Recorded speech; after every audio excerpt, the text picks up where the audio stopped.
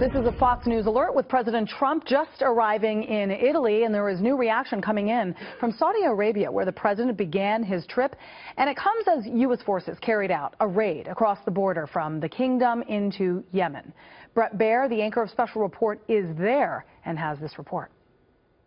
I'm standing along the border between Saudi Arabia and Yemen, and this place has seen a lot of action in recent days. The Saudis are using artillery fire to repel the Houthi militias who are attacking watchtowers here along the border.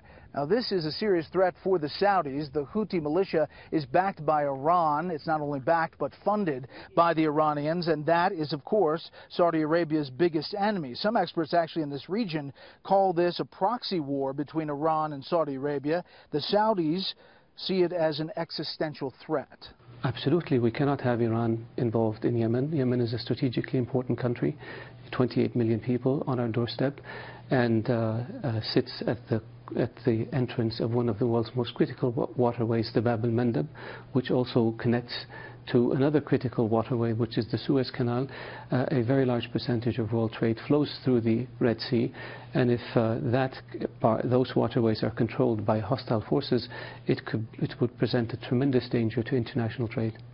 The Obama administration was hesitant, if not negative, on your operations. Has that changed significantly with the Trump administration? Yes. Our operations in Yemen, we tried to do our best to focus on military targets. We have more than 33,000 targets on a no-strike list. That list is continuously updated. We evaluate every flight that comes back.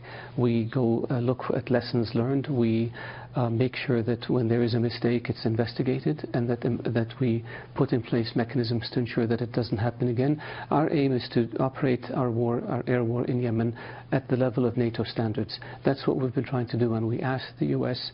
to provide us with support in order to achieve that objective and exceed it. But unfortunately, over the last few months of 2016, that support was dwindling, and we hope that now it can be restored so that we can be more effective at going after the people who staged a coup in Yemen, tried to take over a country, and hand it to Iran on a silver platter. The U.S. policy has now changed. The relationship with the Saudis has changed as well, as evidenced by the summit this past weekend in Riyadh.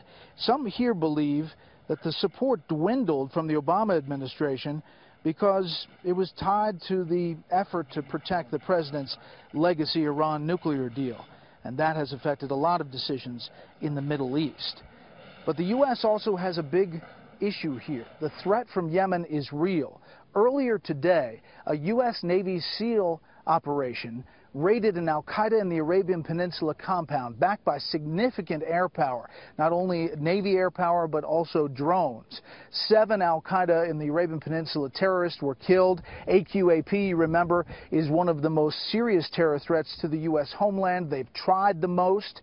In fact, just to give you a point of reference, since President Trump has been in office, there have been 80 airstrikes, U.S. airstrikes, against AQAP targets inside Yemen. So as the Saudis here along the border are concerned about the Houthis and Iran, the U.S. is concerned about the terrorist threat. We will have a complete story giving you the big backstory tonight on Special Report, 6 p.m. Eastern Time. All right, Bret Baier, thank you so much for that report.